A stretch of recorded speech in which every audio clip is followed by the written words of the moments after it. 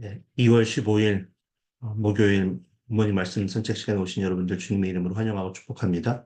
오늘 우리에게 주신 말씀은 마가복음 14장 43절에서 52절 말씀입니다. 마가복음 14장 43절에서 52절 말씀 제가 대신하여 봉독해 올리겠습니다. 예수께서 말씀하실 때에 곧 12 중에 하나인 유다가 왔는데 대제사장들과 서기관들과 장로들에게서 파송된 무리가 검과 몽치를 가지고 그와 함께였더라. 예수를 파는 자가 이미 그들과 분호를 짜 이르되 내가 입맞추는 자가 그이니 그를 잡아 단단히 끌어가라 하였는지라. 이에 와서 곧 예수께 나와 랍비여 하고 입을 맞추니 그들이 예수께 손을 대어 잡거늘 곁에 서 있는 자 중에 한 사람이 칼을 빼어 대제사장의 종을 쳐 그 귀를 떨어뜨리니라.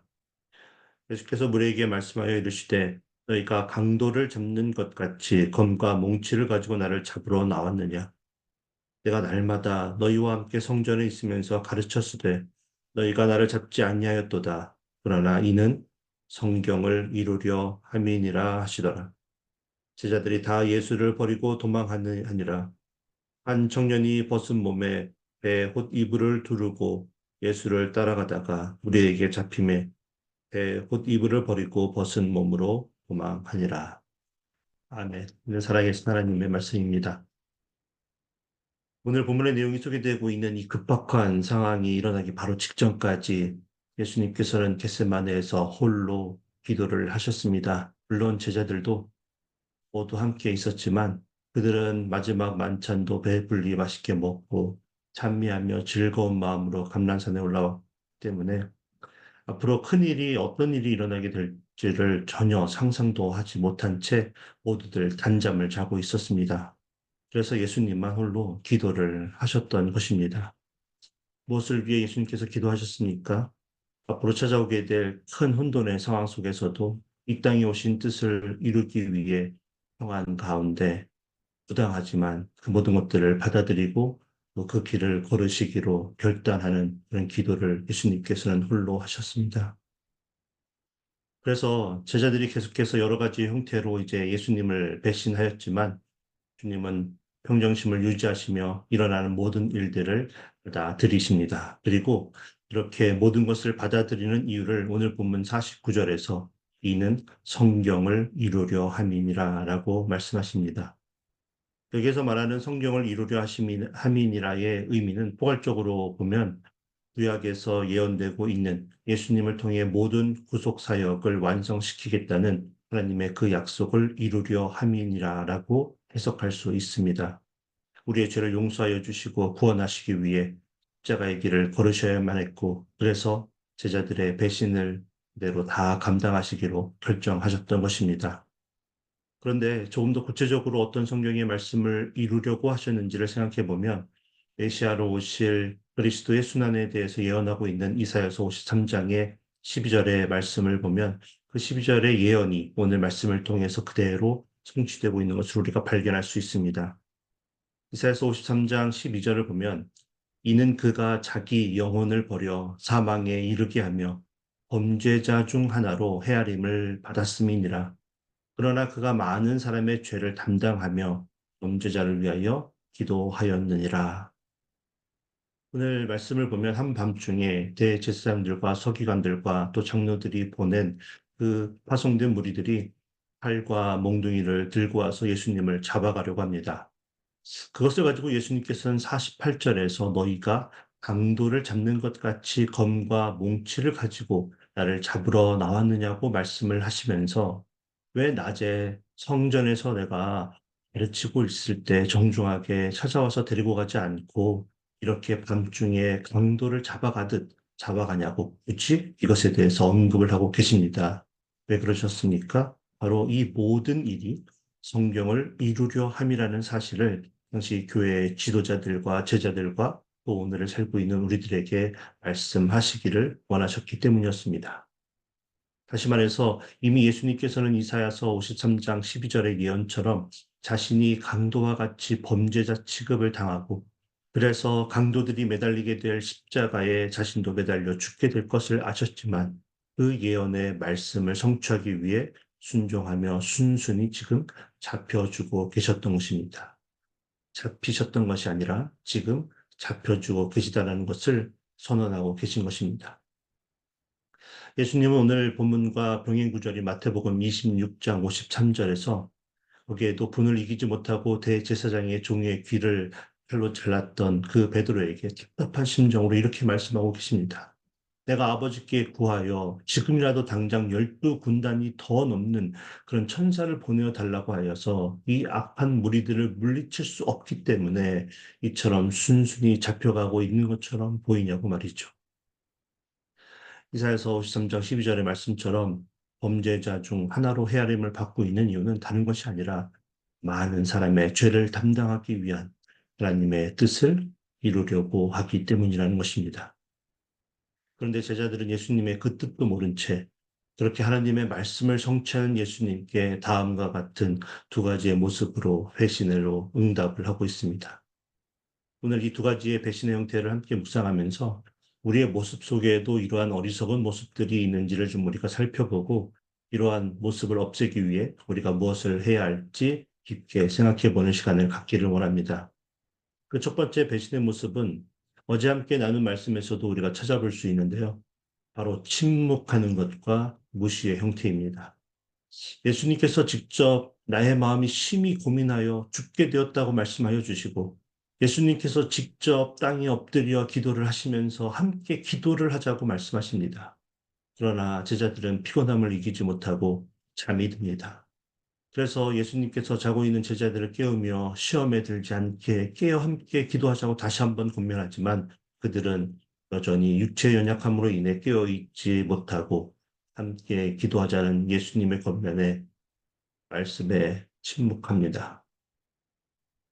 그런가 하면 여러 번 회개할 것을 촉구하셨던 예수님의 말씀을 무시하고 유다는 유월절 만찬 자리를 떠납니다. 다른 제자들과 똑같이 자신을 배신할 것을 다 알고 있음에도 불구하고 똑같이 발을 씻겨주셨던 그 예수님을 알기로 한 사람을 만나기 위해서였습니다. 그렇다면 우리는 언제 이러한 배신의 형태로 하나님의 마음을 아프게 해드리고 있을까요? 바로 하나님의 뜻을 바르게 알지 못할 때입니다. 우리의 영적 상태가 잠들어 있을 때 우리는 하나님의 음성을 듣지 못하게 되고 듣게 되더라도 그 의미를 파악하지 못하며 침묵하게 됩니다. 여러분, 우리는 앞으로 우리의 인생에 어떠한 일들이 일어나게 될지, 오늘 오후에 어떤 일이 일어날지 한 치 앞도 내다볼 수 없는 그런 존재입니다. 아니, 심지어는 지금 일어나고 있는 일이나 과거에 이미 일어났던 일들조차도 그 뜻을 완벽하게 다 헤아릴 수 없는 그런 존재입니다. 지구 반대편에 지금 어떤 일이 일어나고 있는지 정확한 정보를 알 수 없는 것은 당연한 일이고, 지금 함께 살고 있는 배우자와 그 자녀들의 마음도 다 헤아리지 못하는 바보일 뿐입니다. 그렇기 때문에 우리는 하나님의 말씀을 날마다 묵상하며 주님의 뜻을 구하고 또 기도하자고 우리에게 말씀하실 때에 우리는 엎드려 하나님의 뜻을 구해야 합니다. 그렇게 우리가 말씀과 기도를 통해서 영적으로 항상 깨어 있어야만 우리에게 들려주시는 그 세미한 음성조차도 우리가 놓치지 않고 반드시 들을 수가 있습니다. 그리고 우리는 주님께 침묵이 아니라 응답을 하는 그런 제자의 길을 우리가 걸을 수 있게 될 것입니다. 그런데 우리의 모습을 살펴보면 때로는 하나님의 뜻이 무엇인지를 알고 있는데도 불구하고 하나님의 말씀에 침묵하거나 무시하는 경우가 있는데 그 이유는 바로 하나님의 뜻이 나의 뜻과 맞지 않기 때문에 일부러 하나님의 말씀에 침묵을 하기 때문입니다. 왜 유다가 오늘 본문에서 예수님께 나와서 입을 맞추고 있습니까? 마치 자신이 예수님의 제자인 것이 너무나 자랑스럽고 또 주님께 받은 사랑이 너무나 큰 것을 알기 때문에 이렇게 더 찾아와서 입을 맞추고 있는 것처럼 보이지만 사실 그 의도는 제사장들의 하수인들이 누가 잡아가야 할 예수인지를 정확하게 분명하게 알지 못하기 때문에 그것을 알려주기 위해 미리 군호를 짜고 예수님께 다가와서 입을 맞추었던 것입니다. 거짓 입맞춤이었습니다. 우리도 이런 외식하는 모습으로 하나님의 말씀에 침묵하며 우리의 뜻을 주장할 때가 너무나 많이 있다는 것입니다. 마치 하나님의 말씀에는 온전하게 순종하는 것처럼 보이지만 결정적인 순간에 내가 옳다고 생각한 결정과 내가 옳다고 생각한 그 길을 내려놓지 않고 의도적으로 하나님의 뜻을 우리에게 맞추려고 하는 그런 배신의 모습이 우리에게 보일 때가 있다는 것입니다. 유다가 궁극적으로 예수님을 종교 지도자들에게 팔았던 이유가 무엇입니까? 유다는 당시 대부분의 유대인들이 바라고 있던 메시아에 대한 환상을 그도 가지고 있었습니다. 로마의 식민지에서 해방을 시켜줄 그들이 바라는 그 메시아의 모습은 사랑과 희생과 용서의 무기력한 모습이 아니었습니다.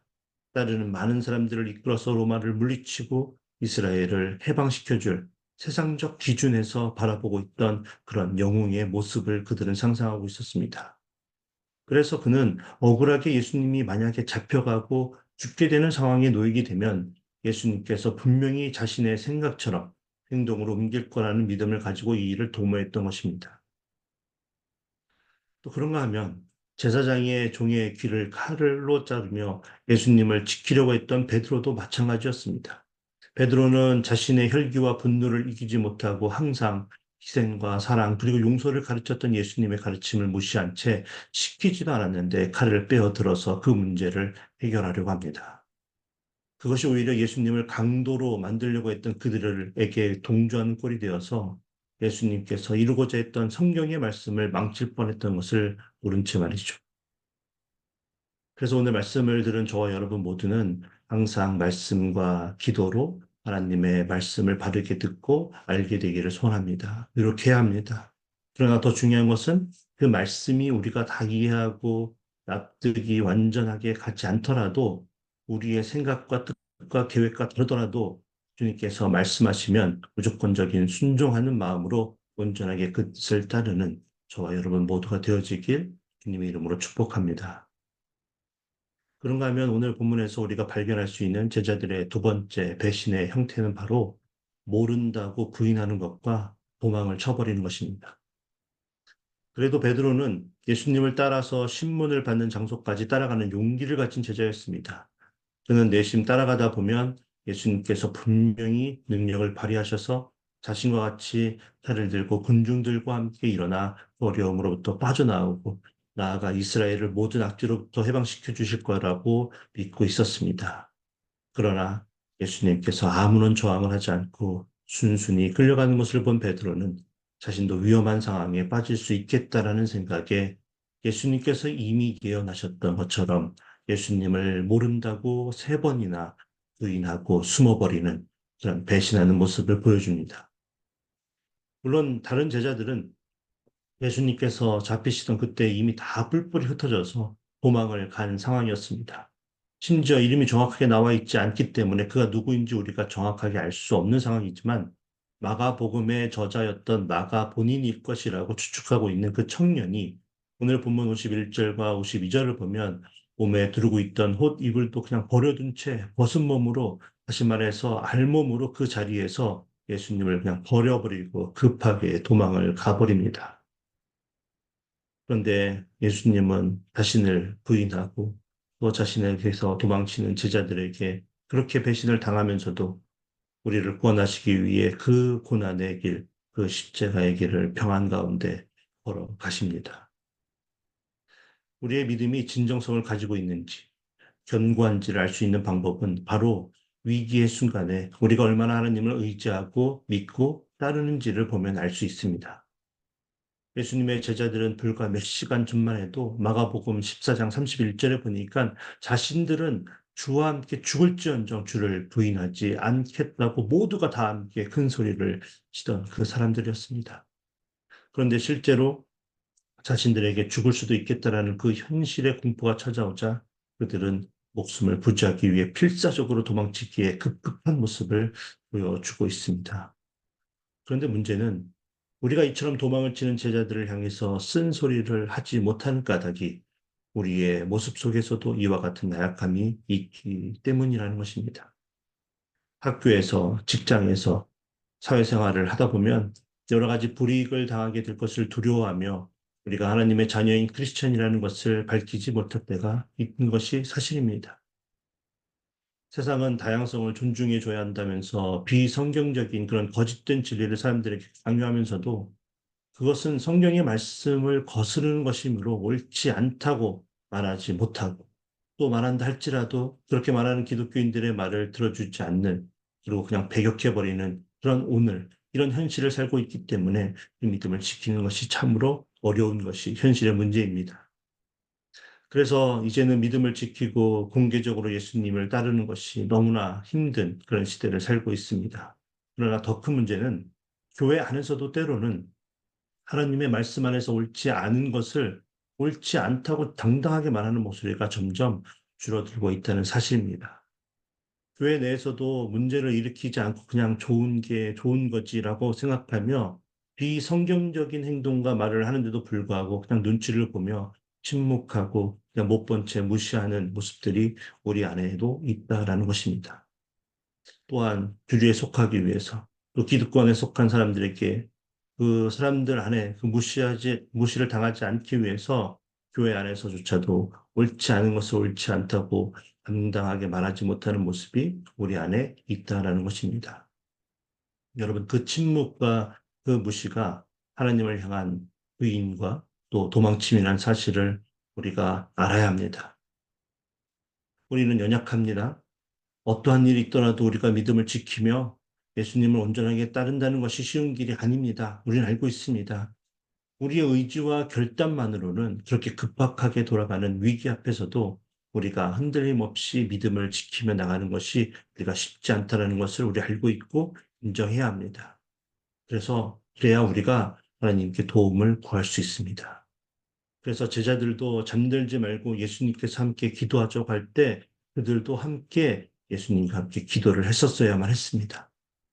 하나님의 뜻을 알았을 때 그 뜻에 온전하게 순종하기 위해서 우리들은 항상 깨어 기도하며 주님께서 우리에게 주시는 그 능력에 힘입어 그 능력을 가지고 주님을 끝까지 우리가 따라가야 하고 그렇게 했을 때만 우리가 그 길을 끝까지 따라갈 수 있는 것입니다. 오늘 말씀을 들은 저와 여러분 모두는 한 분도 빠짐없이 주님만이 우리가 이 길을 믿음을 가지고 끝까지 나아갈 수 있도록 인도하실 수 있는 또 도와주실 수 있는 유일한 분이심을 믿고 그 주신 그 길을 순종하는 마음으로 따라가므로 이제부터 우리 인생에서는 더 이상 예수님을 외롭게 홀로 기도하게 만들거나 외롭게 홀로 그 십자가의 길을 걷게 만드는 일이 없는 그런 복된 인생을 살게 되는 저와 여러분 모두가 되어지길 주님의 이름으로 축복합니다. 함께 기도하겠습니다. 사랑의 하나님, 우리가 진정한 믿음, 견고한 믿음을 가지고 이 땅에서 살아가므로 세상으로부터 당하는 일들로 인해 부끄러움과 수치를 느끼는 것이 아니라 우리가 마땅히 걸어가야 할 길, 우리에게 맡겨주신 하나님의 사명에 우리가 침묵하고 무시하고 부인하고 도망치는 일로 인해 세상이 하나님을 무시하는 것에 부끄러움을 느끼는 우리 모두가 되게 하여 주시옵소서. 그래서 우리가 그 부끄러움을 주님께 다시금 안겨드리지 않게 하기 위해 하나님의 말씀을 더욱더 알게 힘쓰고 하나님의 뜻을 알았을 때에 어떠한 상황 속에서도 무조건적인 순종으로 나아갈 수 있는 우리 모두가 되게 하여 주시옵소서. 주님께서 그 길을 걸을 수 있도록 도와주실 줄 믿고 예수 그리스도 이름으로 감사하며 기도하옵나이다. 아멘. 제 말씀을 생각하며 우리가 하나님의 말씀을 바르게 알고 온전하게 순종함으로 더 이상 하나님을 배신하는 삶을 살지 않게 해달라고 우리 함께 기도하기를 원합니다. AKPC 공동체의 모든 성도님들이 이 제자의 길을 걷기로 결단하게 만들어주시고 우리 교회 비전 말씀 제자 미션을 공동체로 우리 교회가 모두 하나가 되게 해달라고 기도하기를 원합니다. 화요 기도회, 또 화요 갈렙대학, 무교회향, 전교인 탁구대회, 그리고 다음 주에 있을 부흥회를 위해서 여러분 기도해 주시기 바랍니다. 2월에 남아공 모잠비크의 박성환 선교사님을 위해서 그리고 각 목장에 후원하는 선교사님들의 사역과 가정을 위해서 우리가 기도하길 원합니다. 또 성도님들 중에서 치유와 회복을 위해서 또 경제적인 또 신분의 여러 가지 그런 어려움으로 인해서 힘든 시간을 보내고 있는 우리 성도님들을 위해서 우리가 합심하여 기도하고 오늘 세상으로 나아가도록 하겠습니다. 기도합니다.